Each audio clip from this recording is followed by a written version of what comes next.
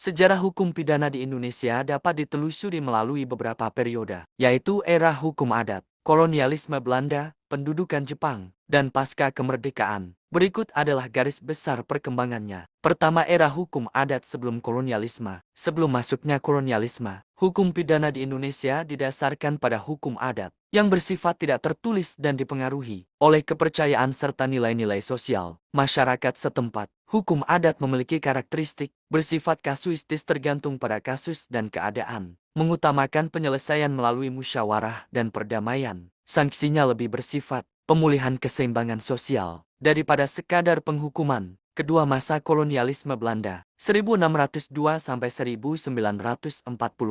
Ketika Belanda menguasai Nusantara, sistem hukum diubah mengikuti sistem hukum Eropa, khususnya hukum pidana Belanda. Pada tahun 1918, Belanda memberlakukan Wetboek van Strafrecht WZS voor Nederlands-Indië, yaitu KUHP Hindia Belanda, yang kemudian menjadi dasar hukum pidana di Indonesia hingga kini. Ciri utama hukum pidana kolonial, dualisme hukum, berlaku bagi orang Eropa dan pribumi secara berbeda, lebih menitik beratkan pada pemidanaan daripada rehabilitasi. KUHP Belanda tetap digunakan setelah Indonesia merdeka dengan beberapa modifikasi. Ketiga, masa pendudukan Jepang 1942 sampai 1945.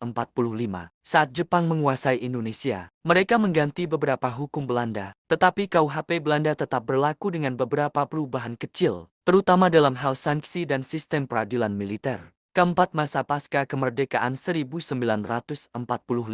Sekarang, setelah Indonesia merdeka, KUHP peninggalan Belanda tetap digunakan berdasarkan Pasal kedua Aturan Peralihan Undang-Undang Dasar 1945 dengan berbagai perubahan melalui peraturan perundang-undangan dan putusan Mahkamah Konstitusi. Beberapa perkembangan penting, kodifikasi KUHP nasional, upaya menyusun KUHP yang mencerminkan nilai-nilai Indonesia mulai dilakukan sejak 1964, tetapi baru disahkan pada 6 Desember tahun 2022 dengan UU Nomor 1 Tahun 2023 tentang KUHP. Pembaharuan hukum pidana, KUHP 2023 menggantikan KUHP lama dengan memasukkan konsep restorative justice, penghapusan beberapa delik warisan kolonial, dan pengaturan yang lebih sesuai dengan perkembangan masyarakat. Kesimpulan, hukum pidana di Indonesia telah mengalami perkembangan dari sistem hukum adat yang berbasis komunitas ke sistem kolonial yang represif, hingga sistem hukum nasional yang lebih modern dan berorientasi pada keadilan sosial. Reformasi hukum pidana terus dilakukan agar lebih sesuai dengan nilai-nilai Pancasila dan hak asasi manusia. Jika ingin pembahasan lebih spesifik tentang aspek tertentu dalam sejarah hukum pidana Indonesia, silakan isi kolom komentar di bawah.